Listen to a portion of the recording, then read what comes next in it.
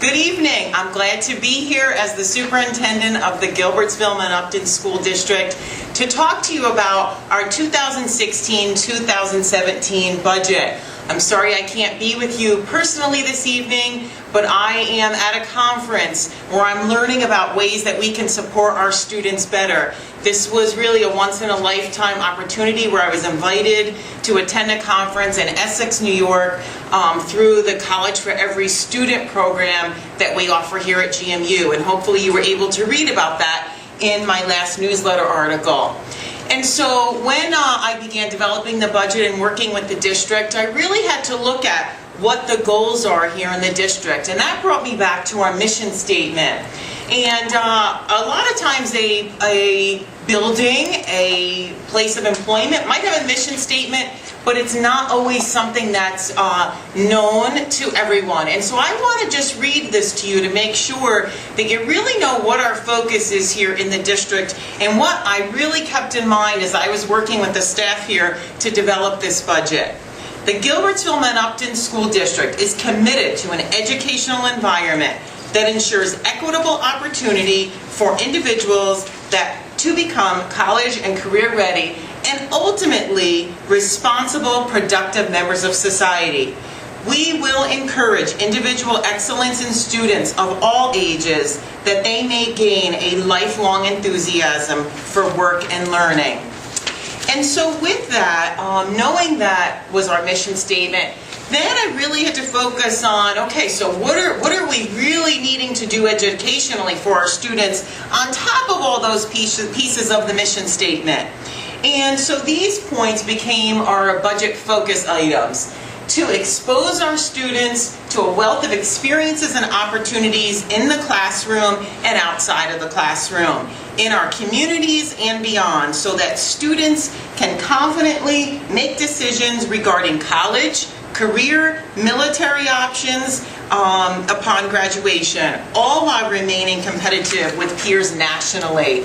And that's the beauty of a small school. We can expose our students to so many different opportunities, but we also have to make sure that we're doing our job of keeping them competitive with students in much larger schools as well. So then we have to look at programs and opportunities to expose them to. So with that, we looked at adding some additional programs and options for students within the budget. Driver's education is one of those programs that was in the district many years ago and has not been for quite a while. And we all know, if anyone's been through a driver's education program, you know that you learn a wealth of information through that program. And so we have a teacher here who is going through training, and we are planning to start driver's education here for our students beginning this summer. One of the second points that are included in this budget is the addition of an elementary school counselor.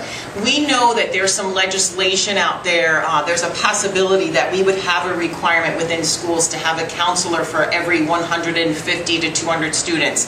We have one guidance counselor here at GMU for just under 400 students. So we would fall within that legislation to have an additional counselor here in school. And again, although that is not law at this point, knowing that coupled with knowing our building, our district, and the need for additional mental health support for our students, along with all of those points within our mission statement that I just reviewed in our focus points, we know that a guidance counselor can really help us meet those points and those pieces for students. And so we're looking at an additional elementary counselor.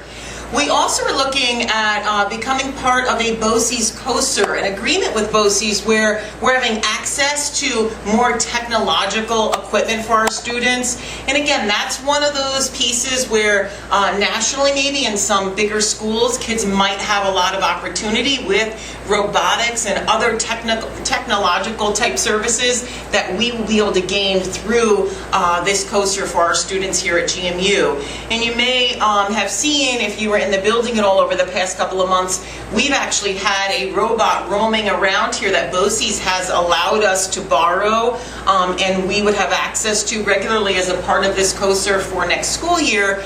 And it is a great way to allow students who are out on a long-term leave, typically for medical, to be able to connect with us here at school through this robot. So they're sitting at home on their computer and they can actually attend class and respond to questions or ask questions, and then literally the robot moves from classroom to classroom following their schedule. So it's a great opportunity when students can't be here with us physically. The other part that we're working on here in school is the expansion of STEM, or you may have heard of STEAM. So STEM stands for Science, Technology, Engineering, Math. If you've ever seen STEAM written out in all capitals, it refers to the addition of the arts to that STEM initiative. And again, wanting to keep our students exposed to what's happening across the nation. We have our very own teachers here working on different classes and the development of classes for our students to take advantage of. I have been working this year, as Mr. Hamilton did last year, working with Bassett to really try and get a school-based health clinic here in our school. Our students sometimes have difficulty getting to appointments because of where we live. We're in such a rural area that if we were to have access to medical care here at school, I think it would benefit parents and students in a lot of different areas. And the mental health piece is another piece that we would gain through that clinic. We also had Senator Seward and Cliff Crouch here during the Christmas season, and that was one of the points that I brought up with them, and I have continued to work with them, and as I said, with Bassett, to try and bring that opportunity here at GMU. So that is my hope, and that's what we will plan for. We actually had the board approve a veterans exemption option for those veterans who might be qualified to get some tax relief within our community. We're looking at expanding opportunities for students for field trips to expose them to more colleges and to more career options that they might have interest in. And the last item that we have here is the addition of a co-cert through BOCES, so that's getting some services through them where they're helping us with some public relations. And the goal there is really to reach out to you more, our community, to make sure that our forms of communication are effective, are helpful to you, and make sure we're doing the best job possible to keep that relationship open with you.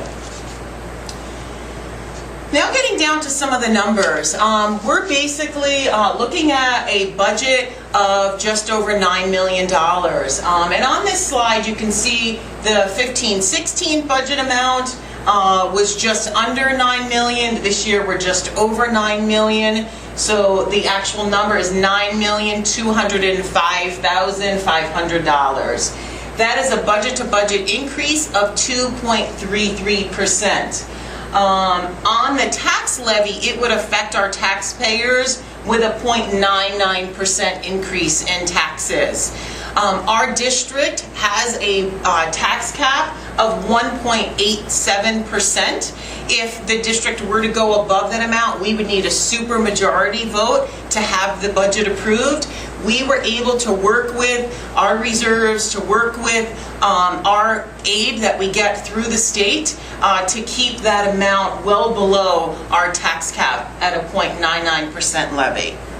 For this slide that's entitled Budget Considerations, these were some of the hard conversations that we needed to have to make sure that we kept our budget moving and focused in the right direction. As I mentioned earlier, one of the main things is that I talked about sustainability. And I think we all love GMU, our school district. I can't tell you how many compliments that we get from people, from substitutes who are coming in, to visitors to the building talking about how it looks, substitutes talking about behavior of students when our kids are going out to conferences, how well they represent the district. This is a great place, and we want it to be here for many years to come. And so I have to really keep that in mind and be fiscally responsible to recognize that we have a community that financially many people are struggling, and I need to keep that in mind, but I also need to keep in mind we have to keep our students competitive with the rest of the nation. And it's a balance, and I will continue to work to keep that balance as best I can so that our district is here for many years to come. Also, one of the things that we really had to keep in mind was this gap elimination final adjustment that took place this year. And basically, we've had money deducted from the amount of aid that we were getting year after year. It was part of the governor's, one of his initiatives. And basically, since 2009, this small district of GMU has lost more than $2 million worth of aid due to this program, which will be ending this year. So we've had to keep that in mind as we were building the budget and the money that's been lost. We also know that we had an increase in state aid of 2.5% to our budget from last year. Health insurance has been a huge consideration in this budget. We are looking at an increase of 19% to the health insurance that we provide to our employees in this district. We also have been able to secure some competitive bidding for fuel. You know, when you're going to the gas pumps, cost has been down, and so, you know, we experience that within a school, but also need to recognize, as you do at home, that that's going to go up at some point, and we need to keep that in mind as we're building the budget. We know that we had the tax cap of 1.87 that was set for us within the guidelines of New York State. Again, we tried to keep our levy well below that at a 0.99%. I also know that $23,000 is really not a lot of money when you're talking about a $9 million budget, but I know it's a lot of money to you as taxpayers, and that means 1% on the tax levy. And so I am keeping that in mind as I work with staff here, that just adding a little bit of money really affects everybody a great deal. I talked a little bit about some of the unfunded mandates, the potential for the need for an additional guidance counselor, and also you've heard so much in the news this year and over the past few years about this APPR process, how teachers are evaluated. There are ever-changing rules and expectations of what we need to be doing in school districts to make sure that we are evaluating our teachers at the required level by the state. And so there's some funding that's been needed to be put into that area. And you probably have heard about the change in minimum wage, which is right now $9 an hour. By December of 2016, we're looking at an increase of 70 cents per hour to $9.70. And then over the next few years, through till December of 2020, basically we are looking at a minimum wage increase, 70 cents each year, to be at $12.50 by December, end of December of 2020. And so we're really needing to keep that in mind because that affects many of our employees. And we also know that the governor's saying, well, after that, we're looking at getting that minimum wage amount to $15 an hour, and have to think about, wow, that's a lot of money, and how's that going to impact our budget and what we need to have within the budget to be able to continue to pay salaries.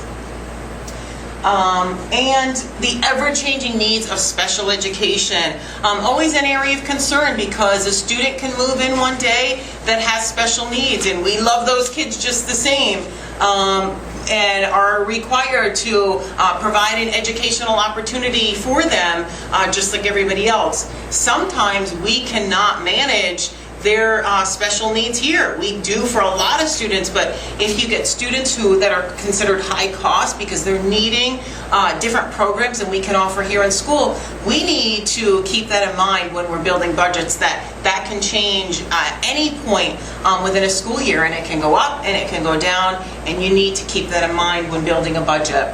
And we did with this year's budget. Okay, so on this slide, this is a revenue breakdown of the 16-17 budget compared to the 15-16 budget. So you can look at all the way to the right. This column just shows the changes in amount. So either the amounts have gone up or have gone down. And I'm going to focus just on a few points here. The foundation aid, and you can see in 15-16 we were getting just over $4 million. The increase that I spoke about brings us to $4,305,637 from the state. So a change of just over $105,000 for the district. I talked about that gap elimination not being taken out as it has been over the past few years. And then you can see there are some slight changes here as you go down for these other items. If you have any questions, there are people here in the room that can answer them after the presentation is over. With this next slide, I wanted to just give you a historical picture of what have our budgets looked like over the years. And so this slide starts with the 08-09 school year and then continues on to this projected budget of this for the 16-17 school year. You can see here along the bottom, and I think this is a good place to look on this slide, what our tax levy increases have been throughout those years, bringing us from a 0% last year to this budget of a 0.99% increase, and again, well below our 1.87% tax cap.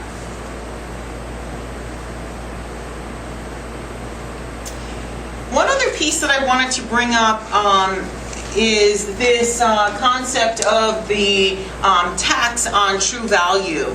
And if you look at the other districts that are included within our BOCES, you can see our tax rate in that last column for this 15-16 school year. And there's two districts that when you look, you're like, wow, you know, look at their amounts. And I want to point out Downsville and Hancock. One of the things that these districts have is their reservoirs. And so I think that that throws off this tax rate or gives them that rate that they have. So GMU has really stayed very competitive with the other districts and have been able to keep that tax rate very low. So this slide talks about planning for the future and the importance of planning for the future. So we're proposing for this vote that we establish a capital reserve fund of $500,000, and we're asking that you vote on this for the vote. And I like to talk about the reserve fund as a savings account. So for any surplus that we might have after a given school year, that surplus of money can be put into this fund or this reserve so that if we are needing maintenance to our buildings, we can actually take on some of those projects here in the district. And last, but certainly not the least, I want to remind you that our budget vote is on Tuesday, May 17th from 12 to 8 right here in the school building. And I want to thank all of you for your continuous support of the district. And I can't thank this Board of Education enough for their hard work and trying to be fiscally responsible, to give you a budget that's affordable while maintaining great programs for students. So thank you to the Board of Education members for their hard work, for their dedication. They put in a lot of time, and I hope that our community recognizes how much they do to really make this program here at GMU continue in such a great way. So thank you again to the board members. Thank you for our community members who have been so supportive of us. Please come out and vote. And if you have any questions, please feel free to ask them here within this meeting, and we can get some answers for you. Thank you.